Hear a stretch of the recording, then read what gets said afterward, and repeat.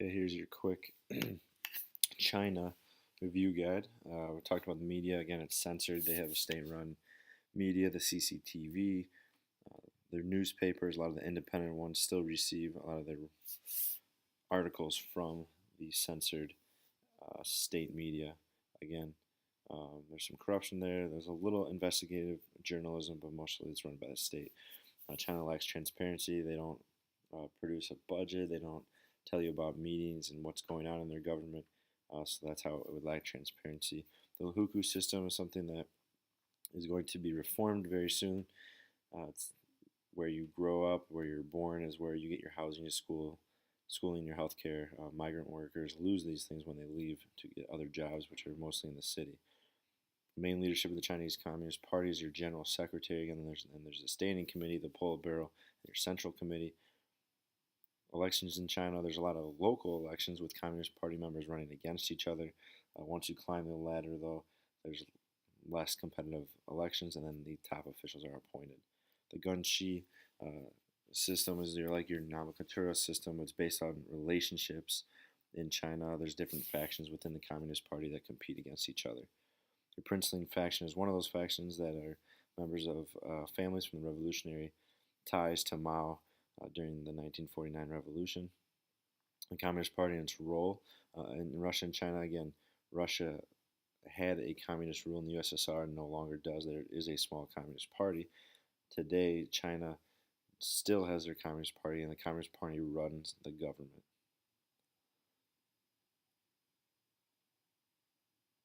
Yeah, there's high level corruption. Again, the Gungshi system, that patron-client. Once the economic boom hit, a lot of government officials and people within the Communist Party were trying to make money and use their ties for their advantage to get people to come in, and that helped with the corruption levels. State corporatism, everything must flow through the party, the Communist Party, so there's not really any interest groups that are not affiliated. You have to be sanctioned with the state.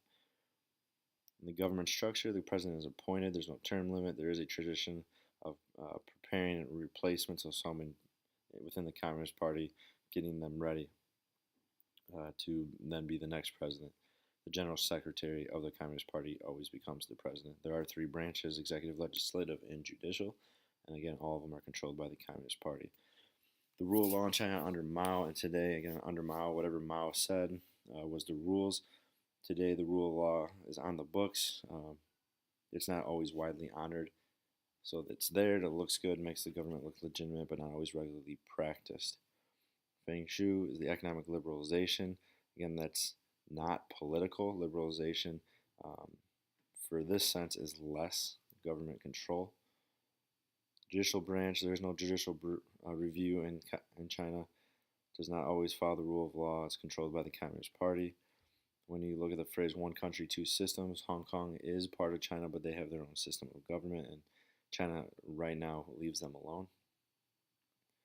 Two economic liberalization policies: private business ownership, and then going from the communes that they worked on the farms to private farms, and then those special economic zones, so as far as globalization, opening up to different firms, especially United States companies. Why is that a challenge to authoritarian rule? It's the opposite idea of communism. Capitalism is. Those Western ideas. Protest by farmers when developers are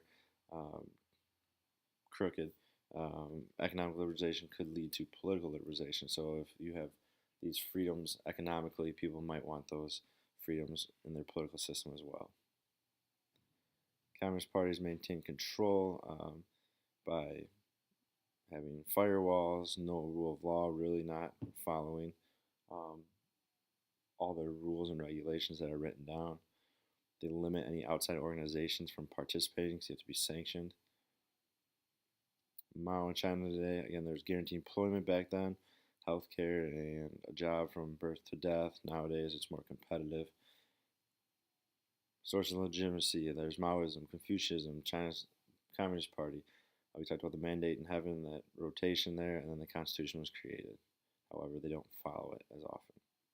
Deng Xiaoping comes into play after Mao. He opens it up. Capitalism, It doesn't matter if it's black or white, as long as it catches mice. He wants something to work for China, so he does open it up, modernize things like agriculture, and tries to invest in science and technology.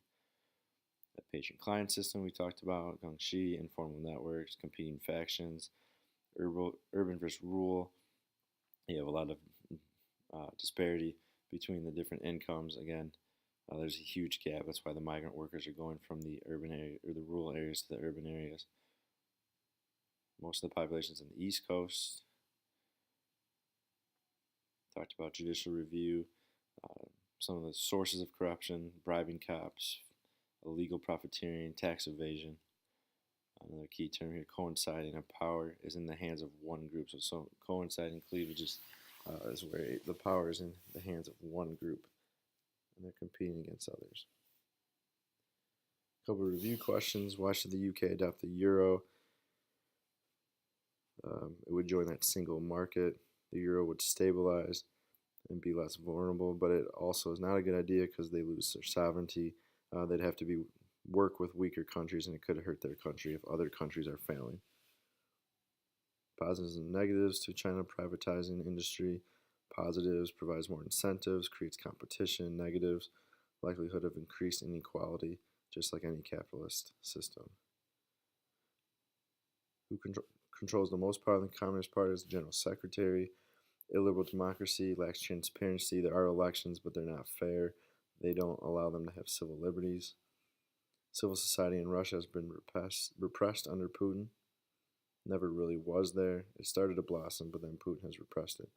The Federation Council was created to provide a check on the Duma, just like any upper house. Measures imposed since 2000 under Putin created super districts. President appoints governors, disallowed governors of the regional Dumas from sitting on the Federation Councils, so you couldn't have two positions, and switched to a proportional system. The British government does not have a separation of powers because the Prime Minister sits in the legislative branch, and he's also the head of state. Environment has increased in the UK, and unions and religion are down. Democratic deficit, more officials are appointed, not elected by the people, so the people are losing power. The plurality, winner-take-all system. The collective responsibility is the responsibility of the UK cabinet to make decisions for the company.